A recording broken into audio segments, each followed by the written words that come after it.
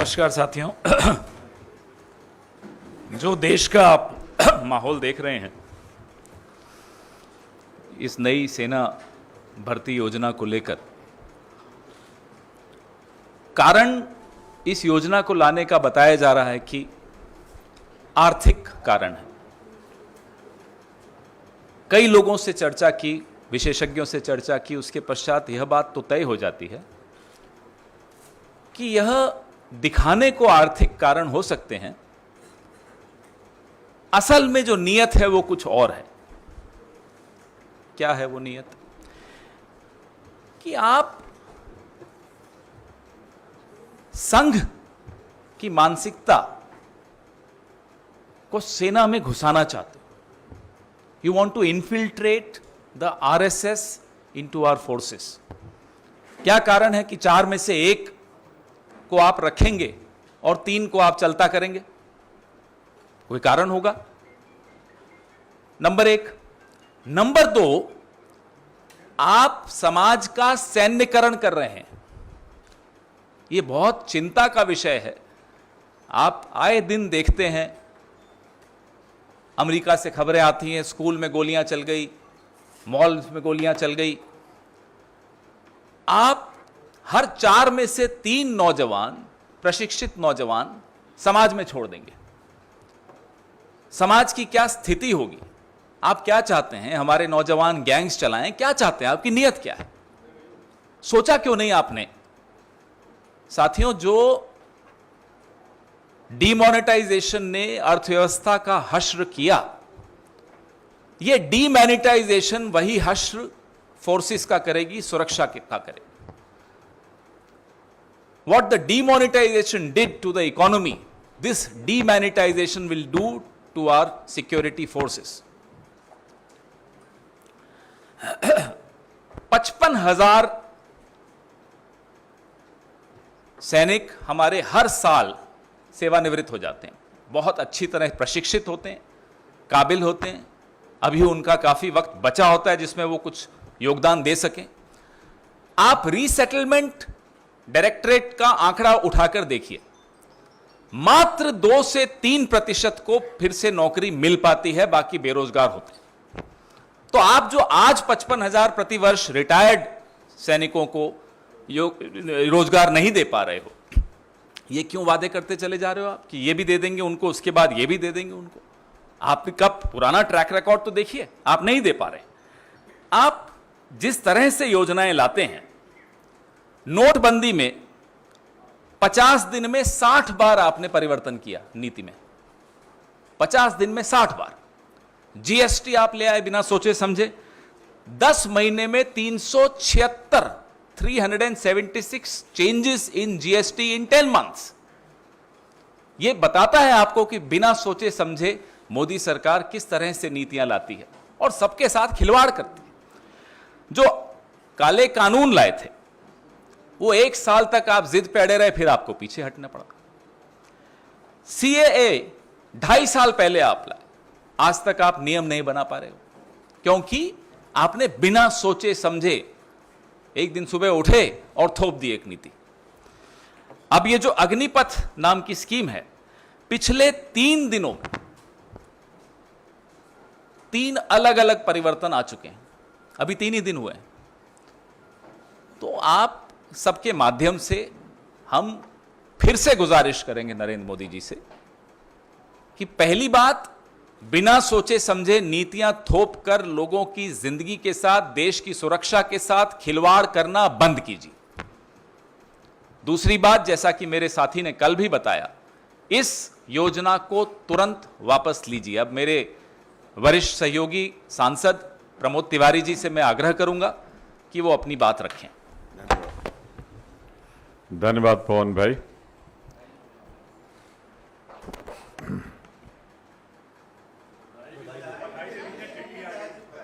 बधाई मुझे दे रहे हैं आप?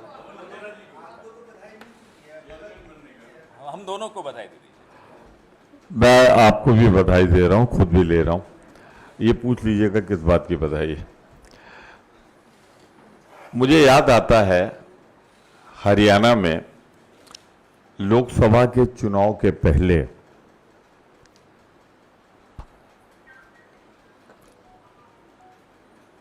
तत्कालीन मुख्यमंत्री गुजरात ने एक बहुत संवेदनशील विषय उठाया था, वन रैंक वन पेंशन का वायदा था, संकल्प था, और उसी में याद हो आप सबको तो जनरल वीके सिंह सक्रिय राजनीति में शामिल हुए थे। आज वास्तविक स्थिति क्या है? ये अग्निपथ लागू हो गया अगर, तो वन रैंक वन पेंशन का वादा हो जाएगा no rank no pension, only tension tension tension without direction.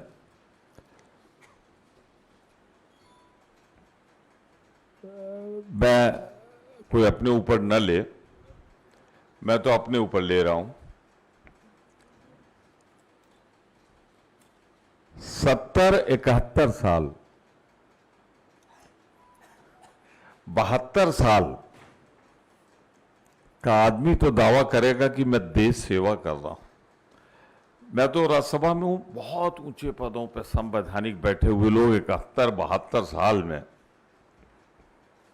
देश सेवा का संकल्प ले रहे हैं चरणों में बैठ के।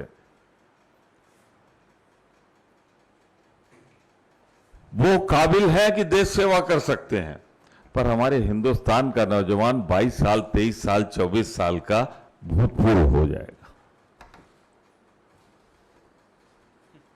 मैं आपसे आग्रह करूंगा, एक साधारण प्रेस कॉन्फ्रेंस मत लीजिए इसे।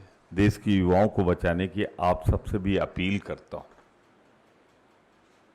कल्पना कीजिए कि एक 71 साल 72 साल का आदमी कह रहा है कि हां मैं देश की सेवा करूंगा, और 22 साल 23 साल 24 साल 25 साल 18 साल में भर्ती होगा, 4 साल बाद 22 साल 23 साल 24 साल घर चला जाएगा और वो रिटायर्ड होगा। विनम्र आग्रह है, बचा लीजिए देश के नौजवानों को, और नौजवान नहीं रहा तो देश नहीं रहेगा। इसमें एक चीज जरूर मैं कहना चाहता हूं, इन नौजवानों का बलिदान क्यों हो रहा है? वित्तीय बचत कर ली जाए, यानी कुछ साधन पैसे बचाए जाए, यही तो है ना कहा जा रहा है।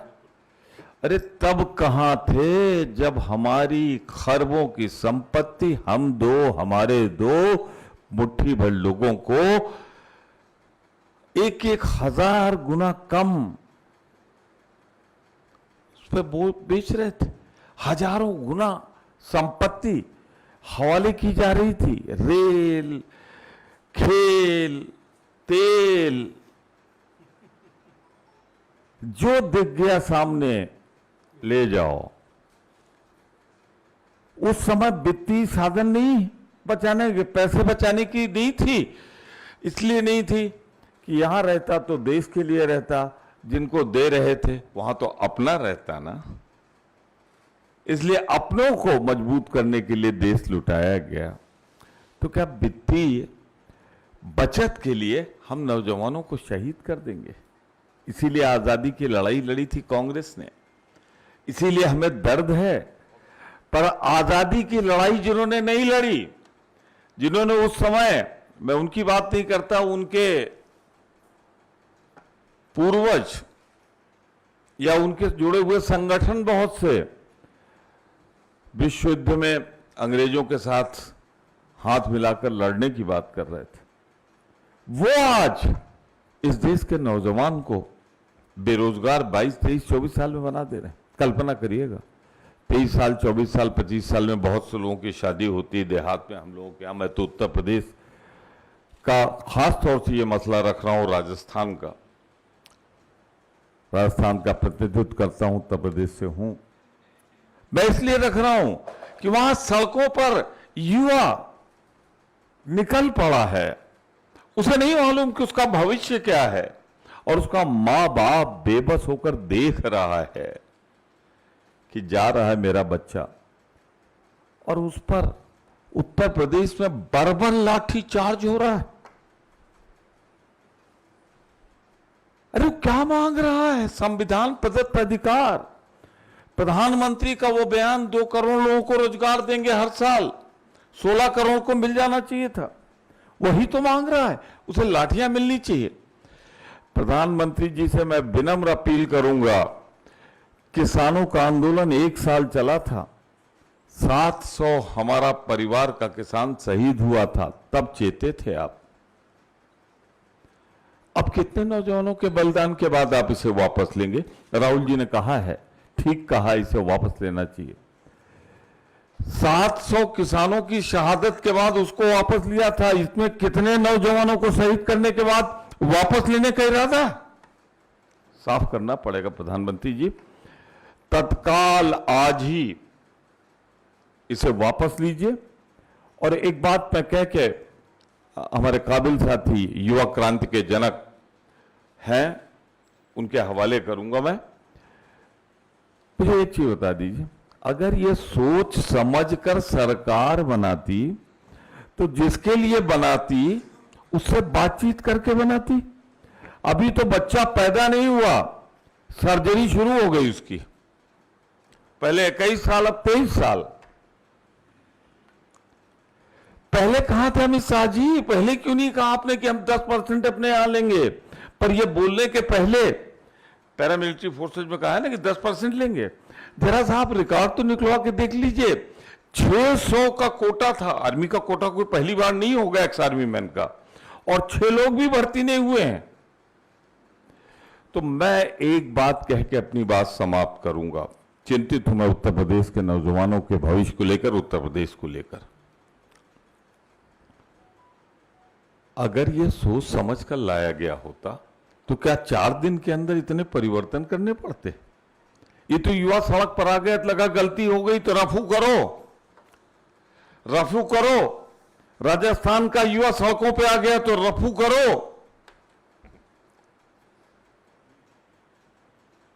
ये दर्शाता है कि पहले की तरह, जो बात कह चुके हैं हमारे साथी, अमेरिका की तर्ज पर ले जाने को देश का इरादा था, अब इजराइल की तर्ज पर ले जाने का देश को इरादा है।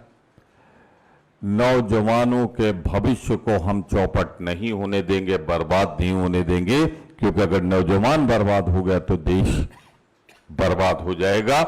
मैं ये जरूर कहना चाहता हूं कि ये दर्शाता है कि बिना सोचे समझे किसी दबाव में अपने मालिकों को खुश करने के लिए सरकार लाई है। जैसे बेरोजगार नौजवान सड़क पर दर दर भटकेगा तो छोटे वेतन पे आ जाएगा, कम वेतन पे आ जाएगा, तो जो खरीद के ले गए हैं उनके चलाने के लिए उनकी भी तो मदद हो जाएगी वित्तीय। मैं सिर्फ आप सबसे विनम्र अपील करते हुए इस देश को बचा लीजिए, पत्रकारिता से, पत्रकारों से, नौजवान को बचा लीजिए और इस पर जमकर खड़े हो जाइए। देश कमजोर हो गया, नौजवान नहीं रहा तो फिर देश भी नहीं मजबूत रहेगा।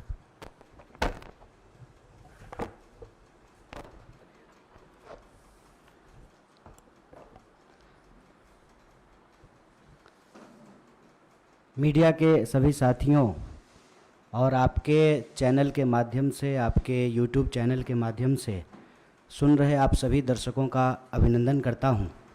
और हमारे 2 वरिष्ठ साथियों ने न सिर्फ आज बल्कि लगातार जब से ये योजना घोषित की गई है, भारतीय राष्ट्रीय कांग्रेस का पक्ष रख रहे हैं। मैं भारतीय राष्ट्रीय कांग्रेस का एक साधारण कार्यकर्ता हूं, उसके साथ साथ मैं बिहार का रहने वाला हूं। शायद ये पहला मौका है कि मैं आप तमाम लोगों के सामने स्पष्ट तरीके से यह बात रखना चाहता हूं कि मैं ऐसे परिवार से आता हूं, हमारे परिवार में रिश्तेदारी में 16 लोग आर्म फोर्सेस की नौकरी करते हैं। मैं ऐसे परिवार से आता हूं जिसको शहीद का परिवार कहा जाता है। इंसर्जेंसी में हमारे एक भाई की शहादत हुई है, उन्होंने अपना सर्वोच्च बलिदान दिया है। और आप सबके चैनल पे भी मैं यही देख रहा हूं कि सब लोग यही कह रहे हैं कि सबसे ज़्यादा हिंसा बिहार में भड़क रही है। मैं इस बिंदु पे आपसे कुछ बात करना चाहता हूं। पहली बात तो ये कि हम लोग मार्केटिंग नहीं करना जानते हैं। हमको लगता है कि सेना का, देश के सर्वोच्च सम्मान का ये मार्केटिंग करने का चीज नहीं है। लेकिन आप एक एक मंत्रियों का बयान सुन करके देख लीजिए। जो लोग अग्निपथ योजना का फायदा गिना रहे हैं, ऐसा लग रहा है कि कोई चीज वो बेचने की कोशिश कर रहे हैं। जैसे सेल्समैन की भाषा होती है ना, वाह मेगा बम्पर ऑफर चल रहा है, आपको 20 लाख रुपया भी मिल जाएगा, 4 साल में आप रिटायर भी हो जाएंगे, फिर आपको रिजर्वेशन भी मिल जाएगा। इस भाषा की मानसिकता को समझने का प्रयास कीजिए। ऐसा लगता है कि रेलवे स्टेशन के बाहर कोई चूहा मारने की दवा बेच रहा हो। साहब आप मंत्री हैं, आप सबसे पहले देश की जनता को यह बताइए कि इस योजना की जरूरत क्या है। हर साल जब 50,000 से ज्यादा भर्तियां और नियमित भर्तियां, जिसमें टीए भी है, डीए भी है, पेंशन भी है, सेंट्रल स्कूल में एडमिशन का भी प्रावधान है, रेलवे का भी टिकट मिलेगा, हवाई जहाज का भी टिकट मिलेगा, और अगर सर्वोच्च बलिदान आप देते हैं, आपको शहादत होती है, तो आपके परिवार का भी ख्याल रखा जाएगा। इन तमाम बातों को छोड़ करके मंत्री कह रहे हैं कि आपको 20 लाख रुपया मिल जाएगा इस उम्र में। यह वही भाषा नहीं है कि प्रधानमंत्री जी बोले थे कि काला धन वापस आ जाएगा तो आपके खाते में 15 लाख रुपया मिल जाएगा। मिल गया क्या 15 लाख रुपया?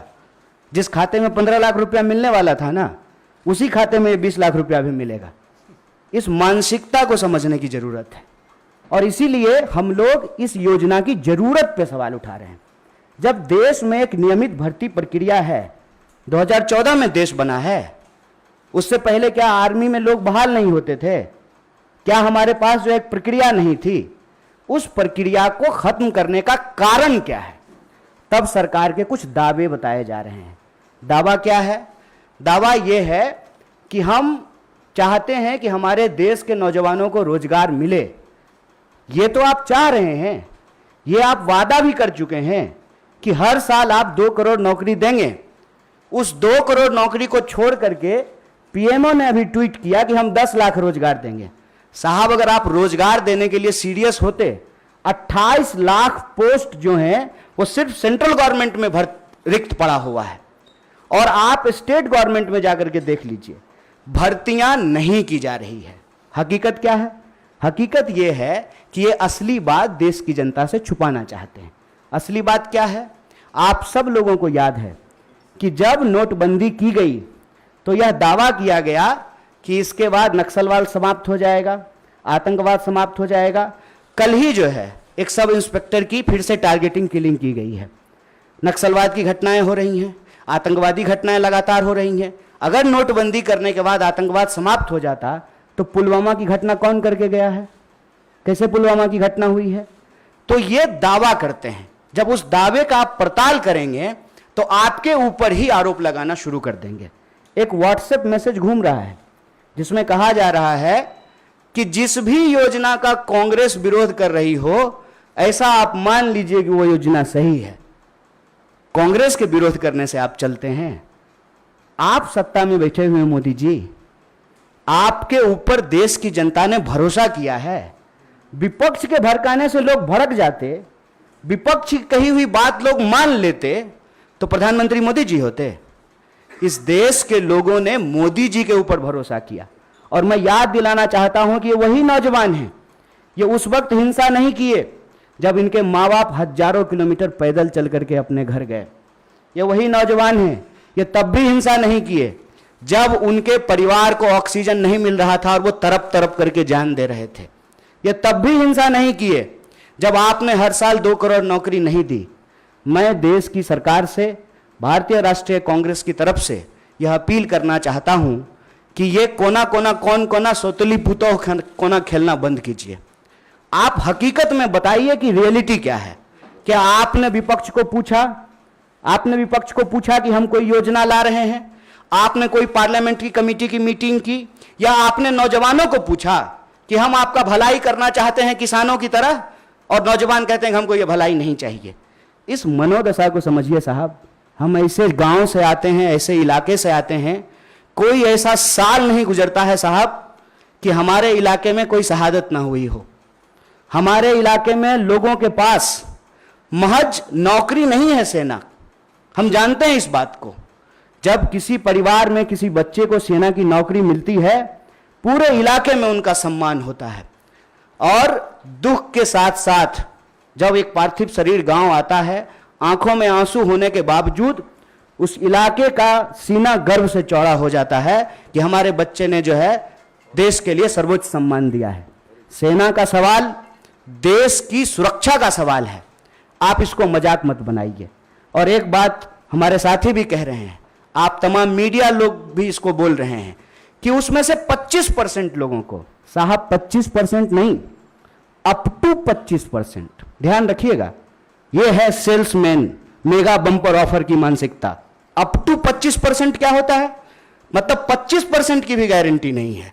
यह मत समझिए आप कि उसमें से एक को दे ही देंगे नौकरी, बहुत चालाकी से टर्म्स एंड कंडीशन लिख दिया है, अप टू 25%। और इसमें यह कितना गंभीर है, इस गंभीरता का आप अंदाजा लगाइए कि अभी आए हुए 3 दिन हुए हैं घोषणा किए हुए, 2 मेजर अमेंडमेंट हो चुका है, और जो फायदा गिनाए जा रहे हैं वो फायदा तो पहले से है। सेना में, आर्म फोर्सेस में, पैरामिलिट्री में भर्ती होने की मैक्सिमम आयु 25 वर्ष है। 25 वर्ष से ज्यादा में तो आप बहाल ही नहीं हो सकते हैं। उसके बाद अलग अलग रैंक पे आप कितना समय तक सेवा देंगे वो पहले से निर्धारित है। और जो लोग आर्मी की नौकरी समाप्त करके, सेवा समाप्त करके आते हैं, उनको अन्य जगहों पे सुविधाएं दी जाती है। भूतपूर्व सैनिकों को सुविधाएं दी जाती है, भूतपूर्व सैनिकों के परिवारों को सुविधाएं दी जाती है। और आप में से बहुत सारे लोग, मैं बहुत साधारण बात करता हूं, मुझे लंबी चौड़ी बात करनी नहीं आती है, क्योंकि कहते हैं जाके पैर न फटे विवाई, वो का जाने पीड़ पड़ाई। हमको पता है कि आर्मी में कौन लोग जाते हैं। गृह मंत्री का बेटा आर्मी में नहीं जाएगा, वो बीसीसीआई का सेक्रेटरी बनेगा। हमको पता है कि वहां पे सेवा करने वाले कौन लोग होते हैं, गरीब किसान मजदूर के बच्चे होते हैं। कोई नेता का बाल बच्चा आर्मी में नहीं जाता है। जाता है, प्रधानमंत्री भी जाते हैं फोटो खिंचवाने के लिए। फोटो खिंचवाने के लिए वर्दी पहनना एक बात होता है, देश की भक्ति के लिए, सर्वोच्च सम्मान के लिए वर्दी पहनना दूसरी बात होती है। दीपावली में जाकर के मिठाई बांट देंगे, उसके बाद आकर के अग्निपथ योजना ला करके देश की जवानों का दिवाला निकाल देंगे। अग्निपथ योजना इस देश के नौजवानों को अग्नि में झोंकने की योजना है। इस योजना को सरकार को तुरंत वापस लेना चाहिए। और ये जो लॉलीपॉप वाली भाषा है ना, इस लॉलीपॉप की भाषाओं को बंद करना चाहिए। और जहां तक बिहार में हिंसा का सवाल है, सीधा सा एक कारण समझ लीजिए, ये नौजवान ना किसी के द्वारा लाए गए हैं, ना किसी के द्वारा बुलाए गए हैं। आप तमाम प्रबुद्ध पत्रकार यहां बैठे हुए हैं, कोई ऑर्गेनाइज्ड आंदोलन होता है, उसका स्वरूप अलग होता है। हम लोग 3 दिन से नहीं डिटेन हो रहे हैं यहाँ पे, हमारा ऑफिस छावनी नहीं बना हुआ है। हम लोग आते हैं, पुलिस पकड़ करके हमको ले जाती है, कोई हिंसा नहीं होती है, कुछ भी नहीं होता है। उसमें हिंसा क्यों हुआ है? क्योंकि वहां नौजवानों का सब्र जो है पानी सर से ऊपर चला गया है। और एक बात और जान लीजिए, जो हमारा बेरोजगारी दर है देश का, बिहार का बेरोजगारी दर डबल है साहब। जहां के मजदूर, बिहार का मजदूर जाता है ना हरियाणा और पंजाब में धान काटने के लिए, बिहार के ही लोग आते हैं ना दिल्ली में काम करने के लिए, बिहार के ही लोग जाते हैं ना महाराष्ट्र में काम करने के लिए।